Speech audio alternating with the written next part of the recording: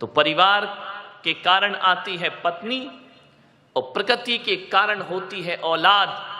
लेकिन एक बात ध्यान रखना, दुनिया में एक दोस्त ऐसा है जिसमें ना परिवार का हाथ होता ना प्रकृति का हाथ होता।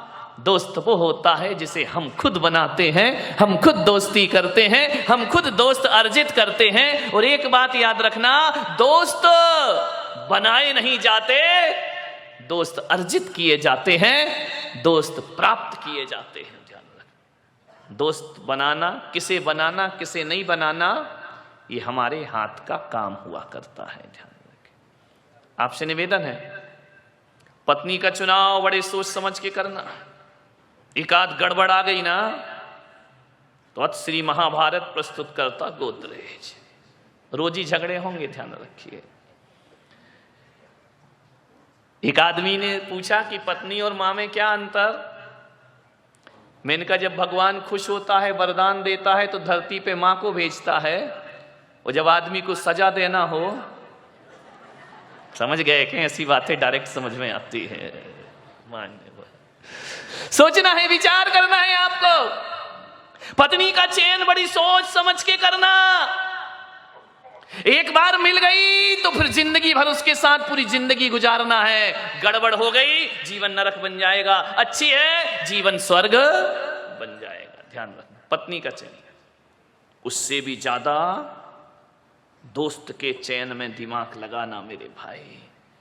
मेरा जहां तक मानना है, एक गलत पत्नी आ जाए और एक अच्छी पत्नी आ जाए, यदि जीवन में अच्छी पत्नी आ गई तो 60% तकलीफों से हमें बचा लिया करती है। ध्यान रखना, जब जब पुरुष हताश हुआ है, नारी शक्ति बन करके उसके साथ खड़ी हो जाया करती है। जब जब पुरुष के पैर लड़खड़ाते हैं, ये नारी उसकी ताकत बनती है। ध्यान रखना, नारी में ही सब कुछ है। ध्यान रखना, आदमी को जब लक्ष्मी की जरूरत पड़ी तो किसके पास गया?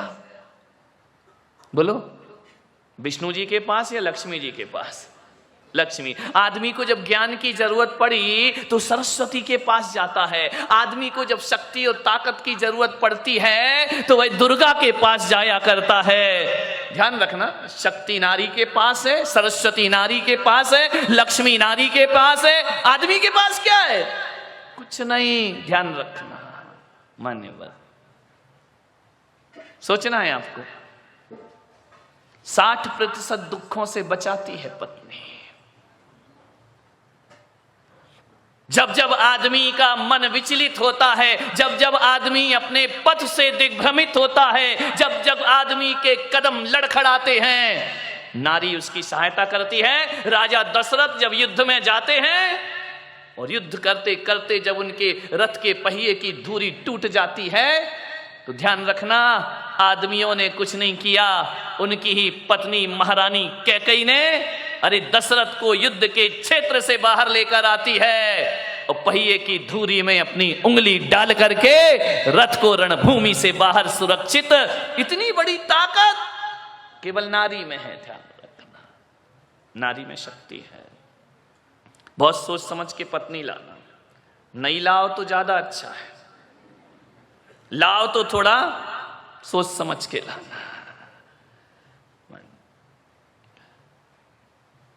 नहीं तो आजकल बड़ा गड़बड़ दौर चल रहा है, मामला बहुत गड़बड़ है। आजकल टीवी पर भी देखो क्या क्या चलते रहता है।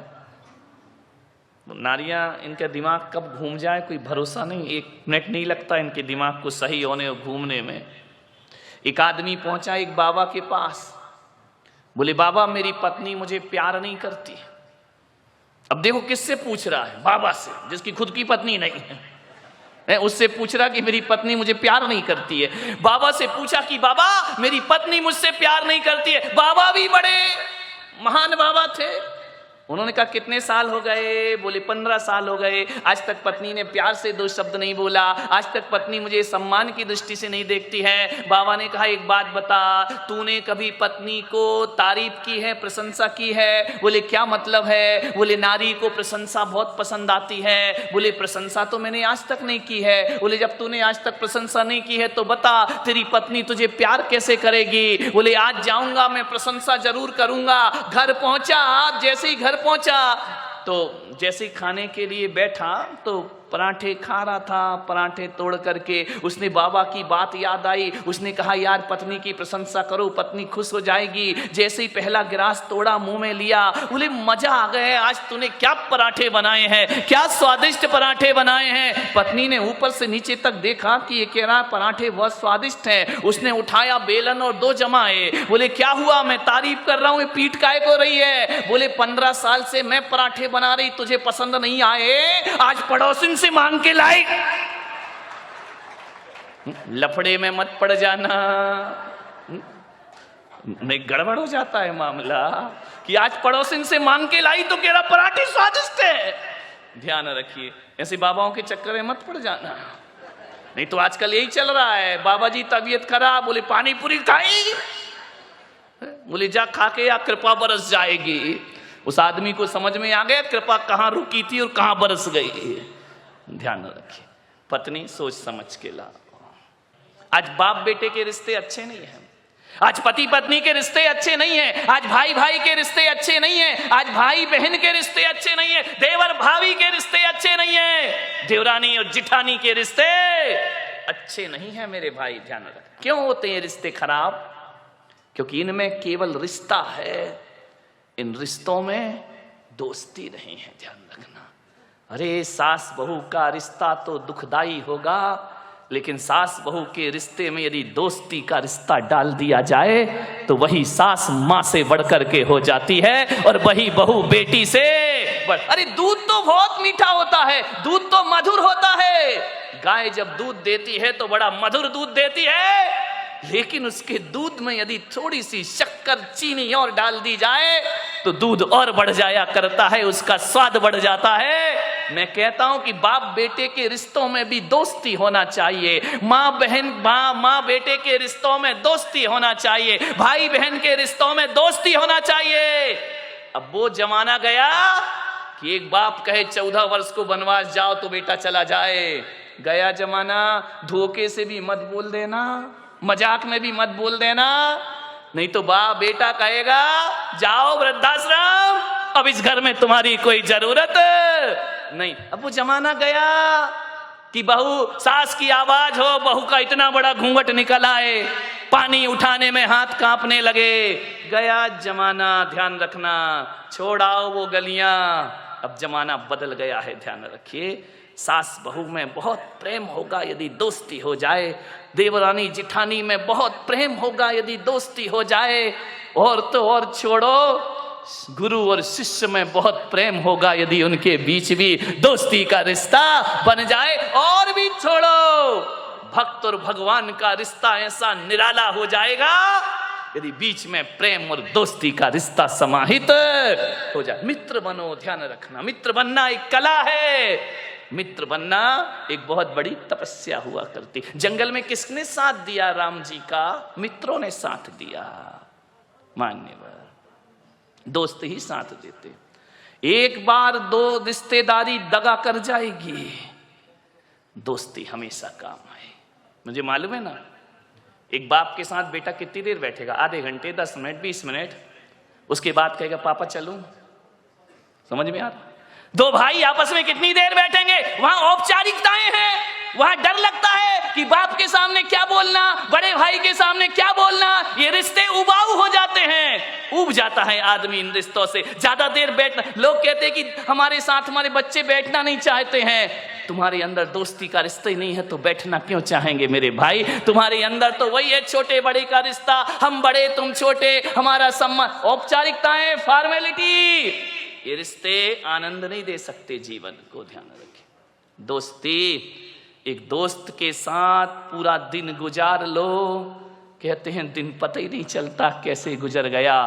और रिश्तेदारों के साथ घंटे 2 घंटे, पहले दिन का पाहुना, तीसरे दिन का पई, और तीसरे दिन जो रहे पाहुना सोई बेशरम। फिर रिश्तेदारों के यहाँ जाओगे, एक दिन बड़ा स्वागत होगा, दूसरे दिन थोड़ा कम स्वागत होगा, तीसरे दिन और कम होगा, वहीं रहने लगोगे। लोग कहेंगे अतिथि कब? हाँ बोल दो कब जाओगे। ध्यान रखिए, मान्यवर सोचना है। दोस्ती में तो जिंदगी भी गुजार दो तो पता नहीं चला करती है। लोग कहते हैं कि अब वफादार दोस्त नहीं मिलते हैं। कहां ढूंढने जाओगे वफादार दोस्त? कहीं नहीं मिलेंगे मेरे भाई। मैं पुलक सागर तुमको एक सलाह देता हूं, ईमानदार और वफादार दोस्तों की तलाश मत करो। हिंदुस्तान में घूमते रहोगे तो भी वफादार दोस्त नहीं मिलेगा, फिर ये जिंदगी कैसे चलेगी? तो वफादार दोस्त मत तलाशो। मैं तो कहता हूं आपसे, वफादार दोस्त बनने की तैयारियां कर लो। हजारों वफादार तुम्हारे साथ होंगे। आप वफादार दोस्त तलाशते हो और बेवफा की जिंदगी जीते हो। नहीं, खुद ईमानदार बन जाओ, खुद वफादार बन जाओ, हजारों वफादार तुमको अपने आप प्राप्त हो जाएंगे। मान्यवर ध्यान रखना, एक अच्छा दोस्त जीवन के लिए बहुत बड़ी हमारी ताकत बनता है। एक ही पर्याप्त है, ज्यादा की जरूरत नहीं है। एक ही दोस्त हो, लेकिन अच्छा हो। खुशियां तो हमारे जीवन में होती हैं, लेकिन दोस्त ऐसा होता है जो हमारी खुशियों को दुगना कर देता है, चौगुना कर दिया करता है। आपको कोई खुशी मिलती है, आप बताओ सबसे पहले आप किससे शेयर करते हैं? दोस्त से शेयर करते हैं। मेरे इतने नंबर आए, मैं इतने अंकों में पास हो गया, मैंने ये कर लिया, मैंने वो कर लिया।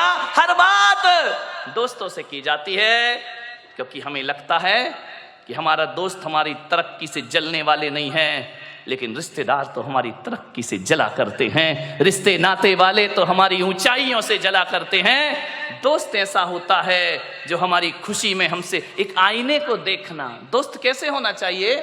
दर्पण की तरह। कभी दर्पण को देख, दर्पण, आईना, शीशा, मिरर, समझ में आ गया? कभी देखना ड्रेसिंग टेबल के सामने। दर्पण ऐसा दोस्त है कि जब तुम हंसते हो तो वो भी हंसता है, जब तुम रोते हो तो दर्पण भी रोता है, जब तुम चिढ़ाते हो तो दर्पण भी चिढ़ाता है। जैसा मुंह बनाओ दर्पण वैसा रूप दिखा दिया करता है। अरे दोस्त होना चाहिए तो दर्पण की तरह होना चाहिए कि जब हम रोएं तो उसके चेहरे पे हंसी नहीं, उसके चेहरे पे आंसू आना चाहिए, तो समझना वो हमारा दोस्त है। दुनिया तो ऐसी है कि हम रोएंगे तो वो हंसेगी, और हम हंसेंगे तो वो हमारा मजाक बनाएगी। ध्यान रखना, दर्पण की तरह दोस्त बनाओ। दर्पण तुम टूट कर भी झूठ नहीं बोलते, दर्पण तुम टूट कर भी झूठ नहीं बोलते, और हम टूटने के डर से अपना मुंह नहीं खोलते। ध्यान रखना, दर्पण टूट जाएगा, हर टुकड़े में आपका चेहरा दिखाएगा। दर्पण खुद टूटता है, लेकिन दिखाने वाले के चेहरे को नहीं तोड़ा करता है। वो दर्पण की तरह हमारा मित्र हुआ करता है, शीशे की तरह हमारा मित्र हुआ करता है। मैं आपसे निवेदन कर रहा हूं, कई जिंदगी में ऐसे भी क्षण आते हैं, कल तक जो दोस्त था आज दुश्मन बन गया। ऐसे भी क्षण आते हैं, कल से बिल्कुल याराना संबंध थे, आज दुश्मनों की तरह हमारे व्यवहार हो गए। कल तक साथ उठते थे, बैठते थे, आज एक दूसरे को देखने को तैयार नहीं है। मालूम है दुश्मनी कैसे बढ़ती है? कहा सुनी तो देखो हो जाती। मानव जीवन है, अच्छा भी बोल दिया जाता है, बुरा भी बोल दिया जाता है, ये जिंदगी है, ये एक सी नहीं चला करती है। अरे कहा सुनी तो पति पत्नी में हो जाती है, कहा सुनी तो बाप बेटे में हो जाती है, भाई भाई में हो जाती है, दोस्तों के बीच भी हो जाती है। कभी ऊंच नीच बात बोल दी, कभी कोई बात दिल पे लगती है तो दुश्मनी बन जाता करती है। लेकिन मैं आपसे एक निवेदन कर रहा हूं कि आपकी जिससे दुश्मनी है, हमारी सबसे बड़ी कमजोरी क्या है? कि जिससे हमारी नहीं बनती है, जिससे हमारी खटपट है, हम चार लोगों में बैठकर उसकी बुराई करते हैं। ध्यान रखना, और जो सुनता है मीडिएटर, वो सादी दाल तो भेजता नहीं है, मिर्च मसाले तो लगाई देता। वो तो चाह रहा था कि इनके घर का सत्यानाश, इनकी दोस्ती का सत्यानाश कब हो जाए। वो मिर्च मसाले लगाएगा, वो तड़का लगाएगा। कुछ बोलोगे, कुछ बातें वहां तक पहुंच जाएंगी। मैं आपसे निवेदन करता हूं, दुश्मनी का सफर ज्यादा लंबा नहीं होता, दुश्मनी का सफर ज्यादा लंबा नहीं होता। कभी हम भी थक जाते हैं, कभी वो भी थक जाता है। ज्यादा देर लड़ाई कर तो लेते हैं हम, लेकिन एक बात बताओ, लड़ने के बाद, झगड़े के बाद वो रात कैसी कटती है? एक बात बता ईमानदारी से, जिससे दोस्ती है, जिससे अच्छे संबंध हैं, और यदि आपने झगड़ा कर लिया, लड़ाई कर लिया, वो रात चैन से कटती है या बेचैनी से कटा करती है? सारी रात करवट में बीता करती है। उसने ऐसा कहा, उसने वैसा कहा, अरे मेरा इतना बड़ा दोस्त ऐसा कहा, चैन नहीं पड़ेगी। ध्यान रखना, लड़ते समय तो मजा आता है, लेकिन जब वो सफर आगे बढ़ता है तो बेचैन हम भी होते हैं और बेचैन सामने वाला भी हो जाया करता है। ध्यान, चैन नहीं पड़ेगी, लेकिन क्या करें? बोलने का मन है, बोल नहीं पा रहे हैं। ध्यान रखना, हाथी निकल जाता है, पूंछ अटक जाती है। मेरे भाई, मन तो हो रहा है कि बोल ले, लेकिन पहले कौन बोले, मैं बोलूं या वो बोले? ध्यान रखना, अटक जाता है मन। मानव स्वभाव है, मानव का जीवन है, मानव की जिंदगी है, ये सब चलते रहता है। मानव, ध्यान रखिए, एक बात याद रखना, जो कल तक तुम्हारा बहुत अच्छा दोस्त था, अच्छा प्रिय था, अच्छे मीठे व्यवहार थे, उससे यदि अनबन हो जाए, लड़ाई झगड़े हो जाए, तो आज एक निवेदन आपसे कर रहा हूं बड़ी विनम्रता के साथ। यदि वो दोस्त बहुत अच्छा है, यदि वो दोस्त हमारे हितकारी है, यदि वो दोस्त बहुत अच्छा हमारे जीवन का सहयोगी है, कुछ बातचीत हो जाए तो एक नियम ले लेना आज से कि हम अपने दुश्मन की पीठ पीछे इतनी प्रशंसा करेंगे, इतनी प्रशंसा करेंगे, होता नहीं है लेकिन हम बुराई करते हैं। इतनी प्रशंसा करो, इतनी प्रशंसा करो, इतनी प्रशंसा करो कि ये प्रशंसा जब उस दोस्त के पास पहुंचे तो शर्म से पानी पानी हो जाए और उसका भी मन करे, यार छोड़ो दुश्मनी, आओ दोस्ती का हाथ बढ़ाते हैं, आओ प्रेम का संदेश लेकर। दुश्मन की प्रशंसा करना सीख जाओ। तुम दोस्तों की प्रशंसा करते हो, तुम चापलूसी करते हो, तुम बटरिंग करते हो। दोस्तों की प्रशंसा करो, कोई फर्क नहीं पड़ेगा। दुश्मन की प्रशंसा करो, दुश्मनी अपने आप खत्म हो जाएगी। मैंने भगवान महावीर से पूछा कि किसी से दोस्ती और प्रेम रखना है तो क्या किया जाए, तो भगवान महावीर ने कहा कि दुश्मन को मत मारो, दुश्मनी को मारने का प्रयास करो। यदि दुश्मनी को मार दिया, दुनिया में कोई दुश्मन रह ही नहीं जाएगा। महावीर ने दोस्त को मारने की बात नहीं कही है, दुश्मनी को खत्म करो। ध्यान रखना, रावण को मारना कोई राम का उद्देश्य नहीं था, रावण की रावणियत को मारना राम का उद्देश्य हुआ करता था। मान्यवाद, बहुत प्रशंसा करो दुश्मन की। दोस्त सबसे बड़ा राजदार होता है हमारी जिंदगी का। ये बच्चे जो बात अपने माँ बाप से शेयर नहीं करते, वो बात दोस्तों से शेयर किया करते हैं। मान्यवर, किसी लड़की की शादी करना हो ना, शोभा ताई शादी का बहुत बना रही ना, मैं भी थोड़ा सा टिप्स दे दूं। किसी लड़की की शादी करना हो तो लड़की के माता पिता को क्या देखना चाहिए? आप यही देखते ना, कितना कमाता है, कौन से जॉब में है, इसका पैकेज क्या है, आप यही देखते हैं। इसकी जाति कौन सी है, आप यही देखते हैं। इसके माता पिता कौन है, परिवार फैमिली बैकग्राउंड क्या है, धोखे में आ जाओगे ये सब देखोगे तो। मैं पुलक सागर कहता हूं, फैमिली बैकग्राउंड अच्छा हो तो कोई जरूरी नहीं कि औलाद अच्छी हो। फैमिली बैकग्राउंड दशरथ का बहुत अच्छा था, लेकिन कैकेयी का चरित्र बहुत गड़बड़ था। ध्यान रखिए, फैमिली बैकग्राउंड अच्छा होने से बेटा अच्छा होगा जरूरी नहीं है। लेकिन मैं पुलक सागर आपको कहता हूं कि आपको यदि अपनी बेटी की शादी करना है, उसके हाथ पीले करना है, उसका रिश्ता लेकर के जाना है, तो ना घर देखना, ना परिवार देखना, ना आप ये देखना कितना कमाता है, आप तो ये देखना कि जिस लड़के से अपनी लड़की की शादी कर रही हूं उसके दोस्त कैसे हैं, उसके यार कैसे हैं, उसके मित्र कैसे हैं। अरे पिता जैसा है बेटा वैसे ही होगा, कोई जरूरी नहीं है। माता जैसी है बेटा वैसे ही होगा, कोई जरूरी नहीं है। ध्यान रखना। लेकिन ये बिल्कुल जरूरी है कि दोस्त जैसे होंगे लड़का वैसा।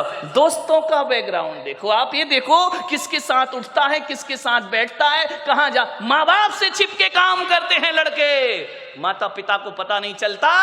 और दोस्त सड़कों पे बाहर क्या करते हैं। किसी भी बेटी की शादी करो तो लड़के के दोस्तों के बारे में जानकारी जरूर लेना। यदि लड़का अच्छा होगा तो अच्छे लोगों की संगति में उठता बैठता होगा। वो लड़का यदि खराब होगा तो गलत लोगों की संगति में उठता बैठता।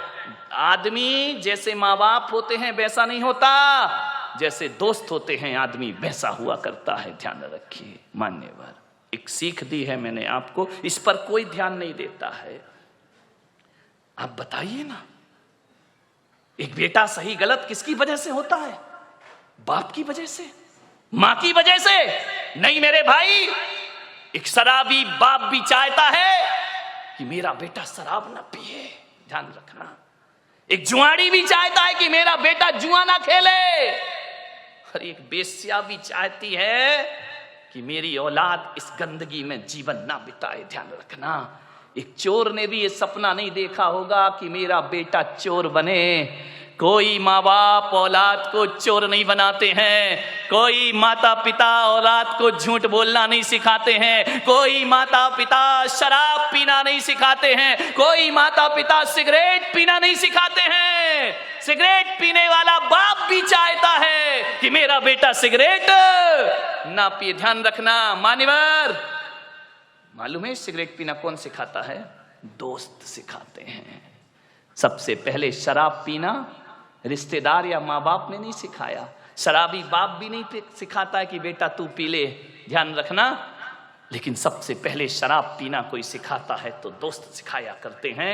सबसे पहले हाथ में सिगरेट आई तो माँ बाप और भाई के द्वारा नहीं, एक दोस्त के द्वारा हमारे हाथ में सिगरेट आती है। एक दोस्त के द्वारा हमारे जीवन में गलत चीजें आती हैं। और जब आदमी का स्टेटस ऐसा बन गया है, सिगरेट नहीं पिए, शराब नहीं पिए, तो कहते अरे कहां पिछड़ा हुआ आदमी, दुनिया चांद पे पहुंच गई, तू अगरबत्ती में लटका है। ध्यान रखिए मान्यवर, ऐसे बहकाने वाले बहुत मिलेंगे जिंदगी में। मान्यवर, मैं तो कहता हूं यदि बिगाड़ने वाले दोस्तों से तो बिना दोस्त की जिंदगी गुजार लो, वो अच्छी हुआ करती है। लेकिन ऐसे दोस्तों की संगति ना करो जो हमारी जिंदगी को बर्बाद करके रख दिया करते हो। मान्य आप सोचिए, जीवन में संगति का बहुत असर पड़ता है। एक पानी की बूंद जो आकाश से गिरती है, और यदि वही पानी की बूंद किसी नीम के पेड़ में चली जाए तो उसका स्वाद कैसा हो जाता है मेरे भाई? बताइए। कड़वा हो जाता है। नीम जानते हो? नहीं जानते हैं तो बोलो ना जानते हैं, नहीं तो मैं समझ रहा तुम कुछ जानते ही नहीं हो। एक नीम के पेड़ में चला जाए तो स्वाद उसका कड़वा हो जाता है। वही पानी की बूंद गन्ने के खेत में चली जाए तो मीठी हो जाया करती है। और वही पानी की बूंद यदि केले के पेड़ में चली जाए तो कपूर बन जाया करती है। वही पानी की बूंद यदि सांप के मुख में चली जाए तो हलाहल जहर बन जाया करती है। और वही पानी की बूंद नाली में चली जाए तो गंदी नाली हो जाती है। वही पानी की बूंद यदि समुंदर में गिर जाए तो खारी हो जाती है। और वही पानी की बूंद यदि सीपी के मुंह में चली जाए तो मोती बन करके निखर जाया करती है। बूंद एक ही है। ये इतने रूप क्यों हुए उस बूंद के? संगति के कारण से। किसकी संगति करी उसने? मोती बना सीप की संगति से और जहर बना सांप की संगति से। ध्यान